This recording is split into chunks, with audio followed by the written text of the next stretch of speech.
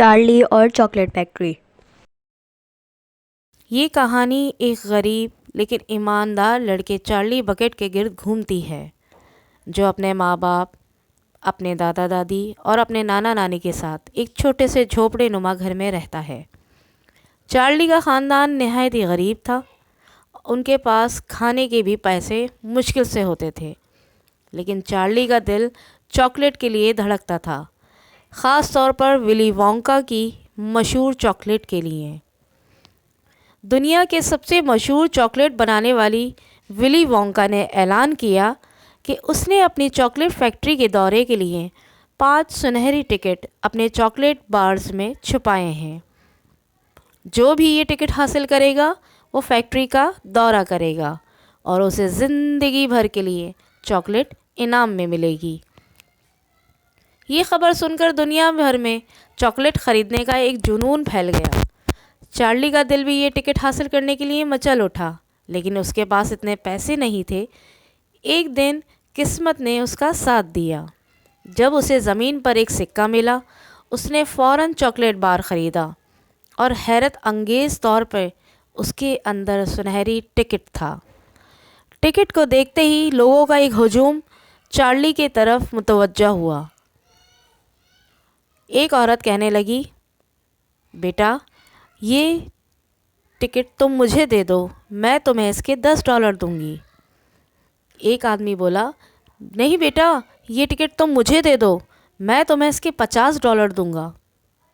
ایک اور آدمی آگے بڑھا اور بولا، میں تمہیں سائیکل دلاؤں گا، تم یہ ٹکٹ مجھے دے دو۔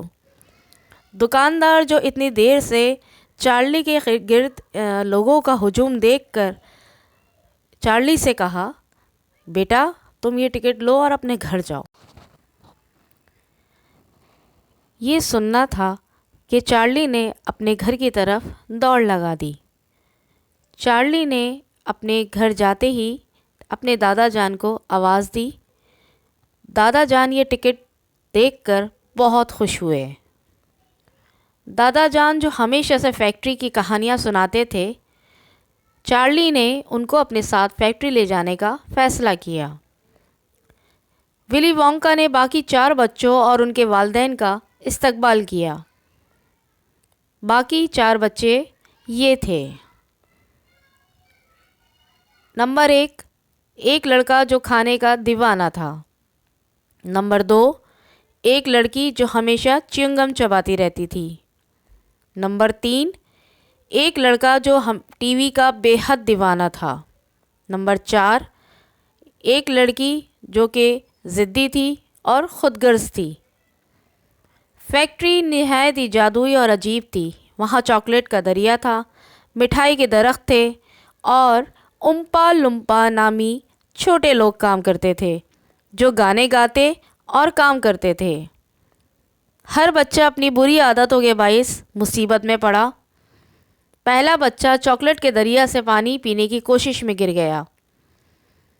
دوسری لڑکی جادوئی چیونگم چبانے کی ضد میں نیلے رنگ کے غبارے میں بدل گئی۔ تیسری ضدی ہونے کی وجہ سے گولڈن انڈوں کی مشین میں گر گئی۔ چوتھا بچہ خود کو ٹی وی کی مدد سے چھوٹا کرنے کے چکر میں سکڑ گیا۔ چارلی واحد بچہ تھا جس نے اپنے اخلاق اور شائستگی سے ولی وونکا کا متاثر کیا۔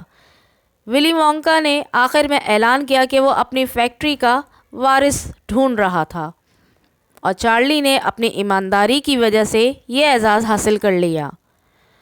ولی وونکا نے چارلی اور اس کے خاندان کو فیکٹری میں رہنے کے لیے مدعو کیا۔